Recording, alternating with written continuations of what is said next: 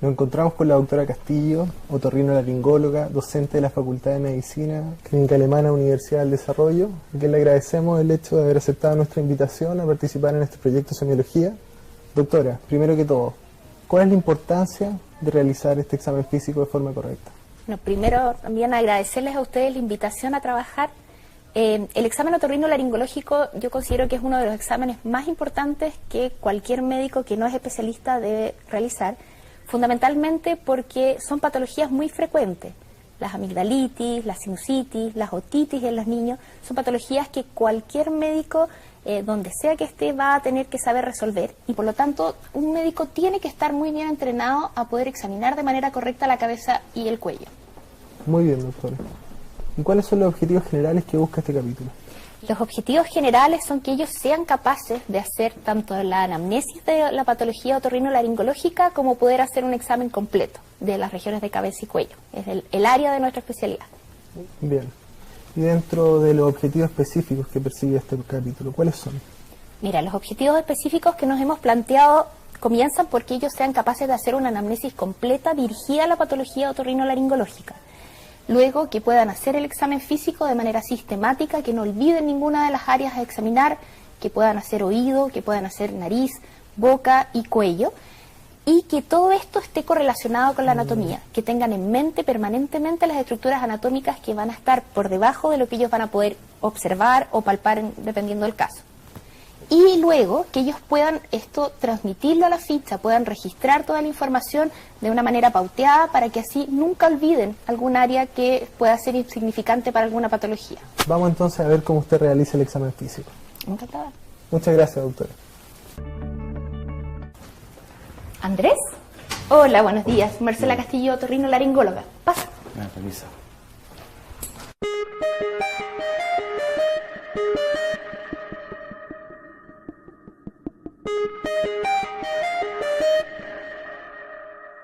La anamnesis en esta especialidad debe ser complementaria a la anamnesis próxima y remota. Andrés, te tengo que hacer algunas preguntas. ¿Ya?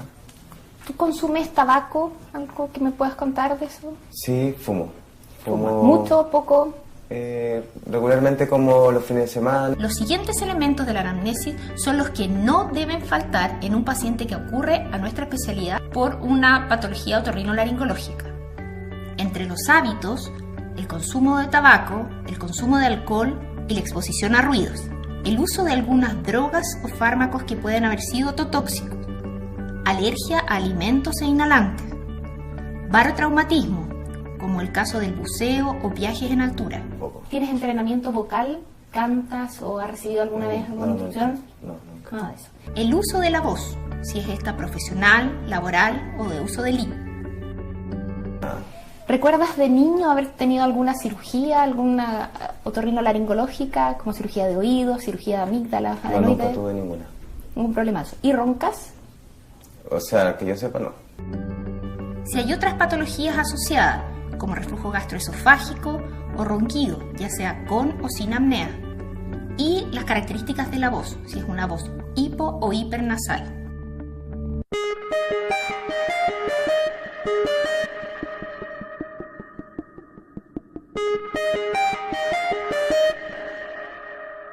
Comenzaremos con el examen de oído revisando su anatomía. En el oído, topográficamente, se reconocen tres áreas: el oído externo, el oído medio y el oído interno. Gran parte del oído está dentro del hueso temporal, excepto el pabellón auricular y la parte externa del conducto auditivo externo. Desde el exterior hacia el interior se encuentra el oído externo, compuesto por el pabellón auricular y el conducto auditivo externo, hasta la membrana timpánica, donde continúa el oído medio, compuesto por la caja del tímpano y las celdillas mastoideas. La caja del tímpano está conformada en su pared externa por la membrana timpánica. En su interior, esta caja aloja a tres huesecillos: martillo, yunque y estribo, y a los músculos del martillo y del estribo. El oído medio termina la membrana oval para luego continuar en el oído interno, el cual está constituido por dos estructuras: la cóclea y el aparato vestibular. Se continuará con el examen de boca y faringe. Primero revisaremos algo de la anatomía. Los labios son la continuación anterior de los carrillos. Tienen piel en la parte exterior y mucosa en el interior que se une a las encías. Entre ambas existe una zona de transición. Dentro de la boca se encuentran los dientes que se localizan en los alvéolos de las apófisis dentarias de ambos maxilares. La dentición definitiva incluye 32 dientes, 4 incisivos, 2 caninos, 2 premolares y 3 molares. La lengua está formada por músculo estriado cubierto por mucosa. Las elevaciones ásperas en su superficie lingual se llaman papilas.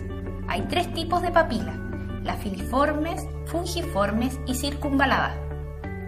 El paladar duro se forma con los maxilares superiores y palatinos.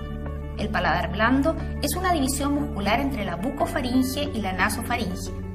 La úvula es una prolongación muscular que cuelga del borde libre del paladar blando. Durante la deglución, cierra la nasofaringe e impide que los alimentos y líquidos pasen a la nariz. Los pliegues musculares laterales son los arcos glosopalatinos y detrás de los cuales se ubican las tonsilas palatinas. El vestíbulo de la boca es el espacio delimitado por los carrillos y labios por fuera y los dientes y encías por dentro. Las glándulas salivales mayores están formadas por 3 pares: parótidas, localizadas en el plano anteroinferior de los oídos, que poseen un conducto parotídeo que se abre frente al segundo molar superior; las glándulas submaxilares, debajo de la base de la lengua, en la parte posterior del suelo de la boca, con conductos que se abren a los costados del frenillo lingual; y las sublinguales, que son anteriores y superiores a las submaxilares y desembocan en el suelo de la boca. La faringe es un tubo de músculo esquelético con revestimiento de mucosa. Los alimentos pasan de la boca a la faringe. La deglución tiene una etapa voluntaria y otra involuntaria, en la cual se cierra el acceso de la comida a las vías respiratorias. En 1 o 2 segundos el bolo pasa al esófago y las vías respiratorias se vuelven a abrir. Cuando apliquemos la técnica para examinar el cuello, visualizar la anatomía subyacente es de gran utilidad, puesto que ello nos permite identificar con mayor precisión las estructuras anatómicas involucradas. En el examen de cuello destacan estructuras como las vértebras cervicales, los músculos trapecio y esternocleidomastoideo, los huesos hyoides, cartílagos tiroides y cricoides, la tráquea, linfonodos, la glándula tiroides, las arterias carótidas y las venas yugulares. El músculo esternocleidomastoideo se inserta en el esternón y en el tercio medial de la clavícula, en un extremo, y el proceso mastoides en el otro. El músculo trapecio se extiende desde el borde lateral de la clavícula, la escápula y las vértebras cervicales hasta el promontorio occipital. El triángulo posterior, que está delimitado entre el trapecio, el esternocleidomastoideo y la clavícula, y el triángulo anterior entre el esternocleidomastoideo, la mandíbula y la línea anterior del cuello. La arteria carótida y la vena yugular interna quedan debajo del esternocleidomastoideo, hacia el borde anterior. La glándula tiroides está formada por 2 lóbulos laterales, cada uno aproximadamente del tamaño de una nuez, unidos al medio por el istmo, que se ubica más abajo del cartílago cricoide. Los lóbulos laterales rodean los anillos cartilaginosos de la tráquea y quedan cubiertos por el borde anterior del músculo esternocleidomastoideo. La vena yugular externa cruza superficialmente el músculo esternocleidomastoideo en la dirección hacia arriba y adelante. En un hombre, el cartílago tiroides es más prominente y angulado que en una mujer.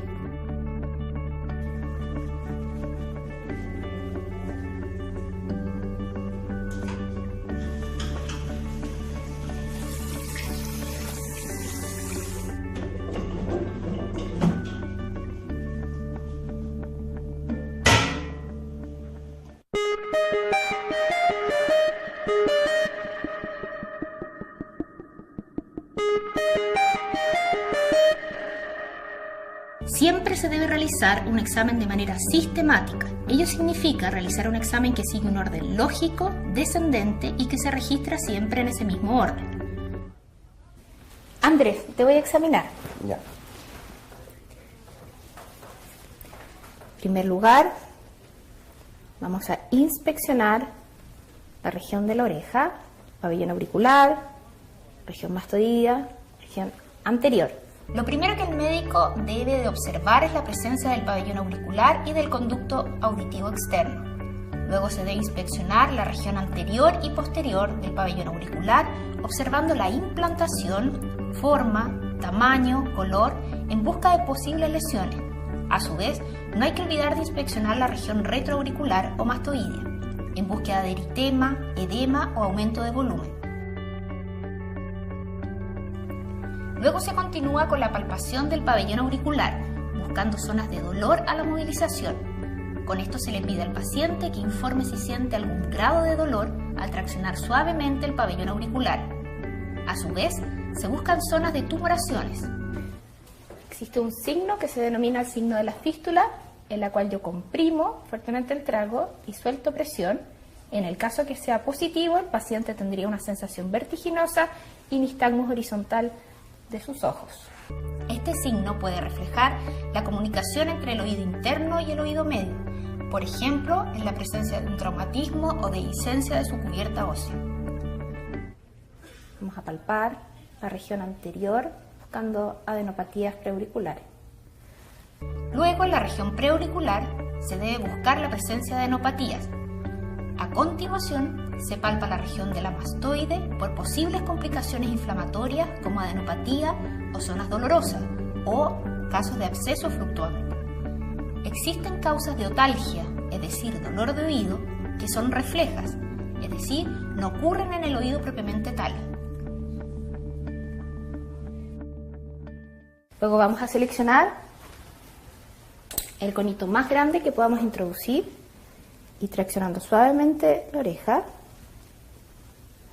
vamos a ir a observar la membrana timpánica.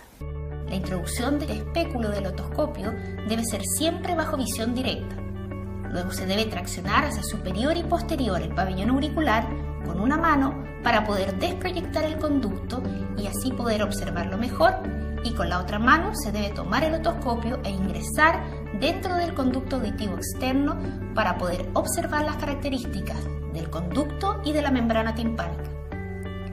Entre las referencias anatómicas que no podemos olvidar están observar el triángulo luminoso, evaluar si la membrana se encuentra abombada o retraída, y esto podemos complementarlo en algunos casos con maniobra de Valsalva. Siempre hay que tener en cuenta no ingresar el conito completamente para evitar lesiones del conducto o de la membrana timpánica. Cabe recalcar que este procedimiento no debe ser nunca doloroso. Desde la visión de la membrana timpánica, nosotros tenemos una visión indirecta de lo que ocurre dentro del oído medio e interno. Vamos a complementar esto con un examen para evaluar la funcionalidad del oído, que es el examen con el uso de diapasones. Es un diapasón de 512 Hz. Esto va a producir un ruido para que no te asustes, te voy a mostrar. Así se escucha. El examen consiste en que yo lo voy a apoyar sobre tu frente y tú me tienes que decir en cuál de los dos oídos lo escuchas más fuerte o bien si lo escuchas simétrico en ambos. Se hace sonar el diapasón y se coloca el pie del diapasón sobre la frente en la línea media facial y se le pide al paciente que nos indique por cuál oído escucha mejor. Lo normal es que el paciente escuche por ambos oídos igual o de alguna manera simétrico. En caso de hipoacusia de conducción, este sonido va a lateralizar al oído enfermo. Yo ahora lo voy a colocar sobre tu frente y quiero que me digas en cuál de los dos oídos lo escuchas.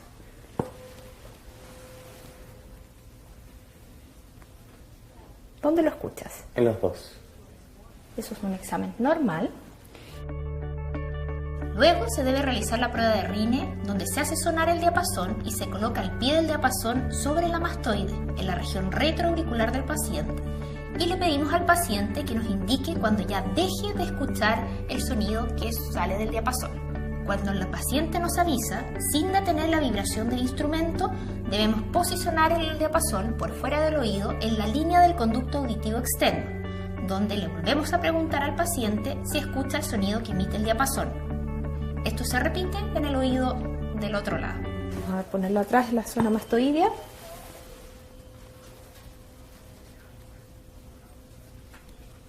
Avísame cuando ya no lo escuches. Ahí. ¿Lo escuchaste otra vez? Sí. Eso es un Rine positivo. El examen de la nariz consiste básicamente en dos aspectos: examen externo y examen interno. examen externo de la nariz incluye inspección de la nariz, palpación de la nariz y palpación de los senos paranasales. Primero, debemos observar una simetría en las estructuras óseas, cartilaginosas y en la piel de la nariz. Segundo, se le solicita al paciente tapar zona fosa nasal para luego inspirar por la fosa nasal contralateral. Esto nos permite visualizar obstrucciones, asimetrías o aleteo nasal. Este examen debe realizarse en ambas fosas nasales.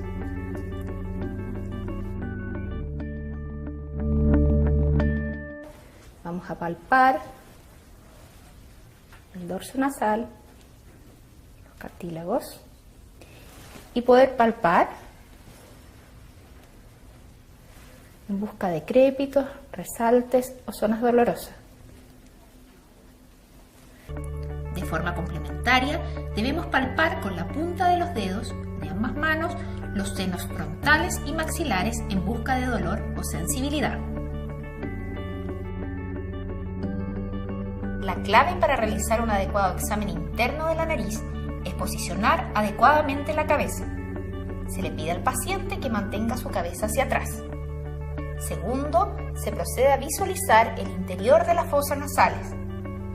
Para visualizar el interior de la fosa nasal, se debe sostener la punta de la nariz del paciente e iluminarla por medio de una luz externa. Para una mejor visualización se recomienda la utilización de un espéculo nasal. El espéculo se debe introducir de forma paralela al diámetro mayor de la entrada narinaria. Una vez en su interior, el espéculo se abre suavemente para permitir visualizar el tabique, el cual debe mostrarse recto y sin desviaciones, y con eso observamos los cornetes inferiores. Muy importante, se debe retirar entreabierto también para no lesionar la fibrisa. Lo mismo al otro lado. Es importante considerar durante el proceso el estado de la mucosa. Lo normal es que sea más eritematosa que la mucosa oral. Simultáneamente, debemos descartar la presencia de cualquier tipo de anormalidades en el interior de la nariz, como pólipos, ulceraciones, cuerpos extraños, tumores, exudado o sangrado. Finalmente, siempre es recomendable que un médico general utilice su otoscopio de forma complementaria a los pasos anteriores para observar dirigidamente el meato medio de la fosa nasal. Para esto, levantamos la punta de la nariz, introducimos el otoscopio y buscamos el meato medio, ubicado en la zona lateral, en busca de algún tipo de secreción.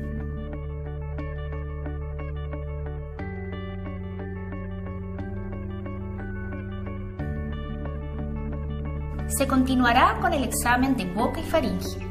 En la inspección de la boca se debe observar el color, la movilidad simétrica de los labios y los cambios de las características de la piel. Se le solicita al paciente que abra la boca y desde ese momento se observan si existen asimetrías en la apertura y sonrisa en busca de alteraciones del nervio facial. Con los labios abiertos se debe examinar la disposición de los dientes y luego la oclusión dentaria. Se deben observar las piezas dentarias y el estado de la encía que acompaña a cada diente. También debe observarse la movilidad de la mandíbula, así como el grado de simetría en la apertura bucal. Abra la boca. Muy bien. Vamos a ver, cierre. Vamos a palpar esta región anterior, que también nos permite ver, abre la boca otra vez, si existe algún resalte de la articulación temporomandibular. Abre grande la boca, tranquilo. Luego, con un baja lengua, deben examinarse los vestíbulos superior e inferior y la cara interna de la mejilla, primero al lado derecho. En este lugar buscamos dirigidamente el conducto parotídeo. En forma simultánea se realiza una palpación de la glándula parótida, pudiendo observar la salida de saliva o de algunas características de esta misma. Luego se realiza el mismo examen del lado contrario. A continuación, se le pide al paciente de que por favor eleve la lengua para poder observar el piso de la boca.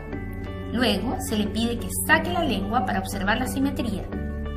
Le pedimos también que lateralice su lengua para observar su movimiento hacia un lado y hacia el otro, en busca de irregularidades de la mucosa o alteraciones macroscópicas como leucoplaquias o zonas retraídas, entre otras.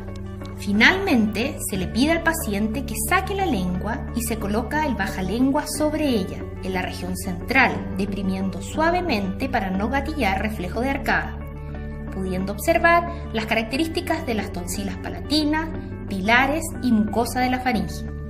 Es importante observar el tamaño, color, presencia de úlceras, secreciones purulentas y características del paladar blando y duro, y también de la región uvular. Luego nos tenemos que colocar guantes en ambas manos, porque vamos a requerir un examen bimanual. Las estructuras de la cavidad oral debemos palparlas. Se debe palpar cuidadosamente la mucosa oral de cada lado, buscando induraciones, infiltraciones, ulceraciones o áreas dolorosas. Al palpar el piso de la boca y la cara interna de las mejillas, debemos realizar una palpación externa simultánea. Esto le ayudará a determinar mejor la presencia de alteraciones en la consistencia de las glándulas sublingual, submandibular o parótida, o determinar la existencia de cálculos o tapones mucosos. Finalmente, deben palparse ambas glándulas parótidas para evaluar diferencias de tamaños entre ellas, buscar aumento de volumen difuso o localizado, alteración en la consistencia o presencia de nódulos, recordando siempre la estrecha relación que existe entre esta glándula y el nervio facial.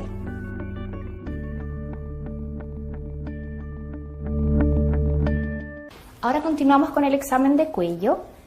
En el examen de cuello tenemos que inspeccionar que el cuello se encuentre simétrico, en la línea media, que no existan abombamientos. Él como hombre tiene el cartílago tiroide prominente y no se ven grandes asimetrías.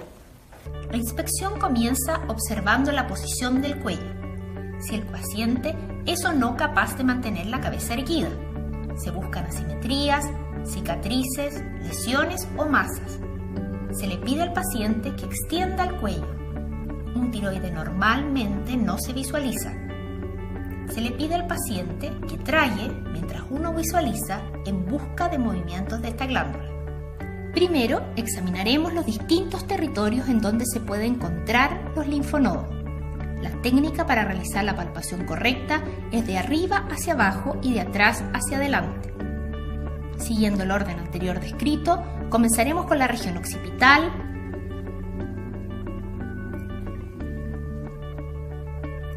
mastoidea, preauricular, submandibular, submentonianos, cervical anterior, lateral o posterior y huecos supraclaviculares. O si lo ordenamos por niveles, nivel 1, ganglios submentonianos, nivel 2, ganglios yugulodigástricos, nivel 3, ganglios yugulares medios, nivel 4, ganglios yugulares bajos o supraclaviculares, nivel 5, ganglios espinales o cervicales posteriores. Luego debemos palpar busca del linfonodo desde la región posterior. Vamos a palpar busca de adenopatías, fluctuaciones, molestias. Lo mismo en la región anterior, la región yugulodigástrica,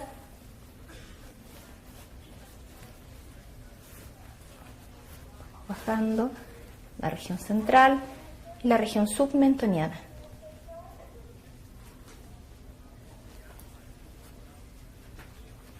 Y luego las regiones supraclaviculares,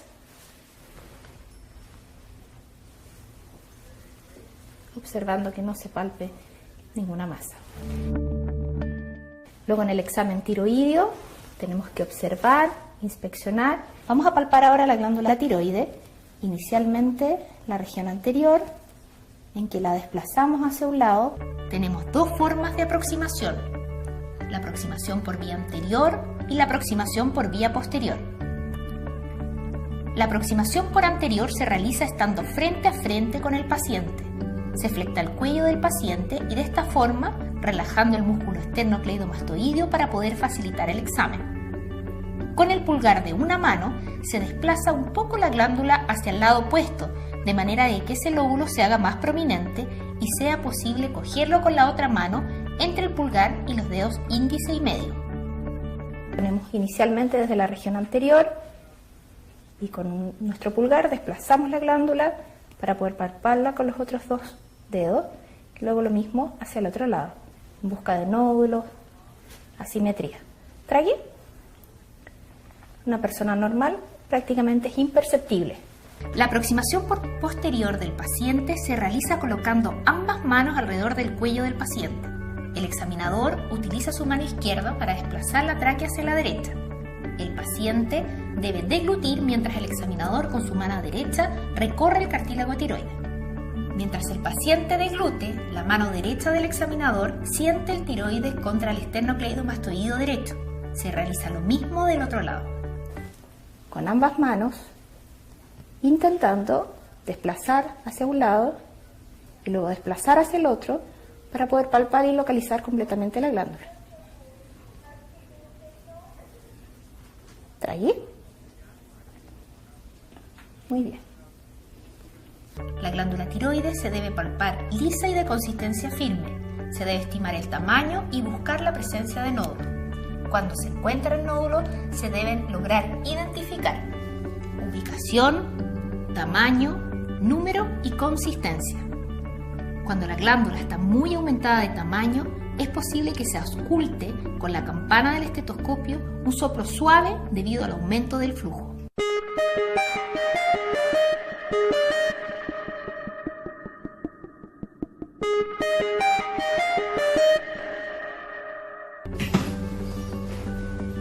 Al finalizar el examen físico otorrinolaringológico, en este caso realizado por la doctora Marcela Castillo, se debe realizar una constatación en la ficha clínica de los hallazgos. Para esto es importante que se haga un examen de manera sistemática, que siga un orden lógico, descendente y que registre ese mismo orden. Oídos. Pabellones auriculares sin lesiones. Conductos auditivos externos permeables. Membranas timpánicas de color y brillo normal. Nariz. Fosas nasales permeables. Cornetes, meatos y septum nasal con mucosa rosada sin secreciones ni tumores. Cavidad oral. Dentición completa. Mucosa oral sin lesiones. No se observan tumores. Lengua y glándulas salivales de aspecto y consistencia normal. Articulación temporomandibular con movilidad conservada, no dolorosa, sin presencia de resaltes. Región cervical o cuello. Simétrico, sin adenopatías. Tiroides simétrica, consistencia blanda, sin nódulos. Test de Rine. Positivo. Test de Weber. No lateraliza. Estudio vestibular. Sin nistagmus patológico. Romberg negativo. Y de esta manera se describen los hallazgos otorrinolaringológicos.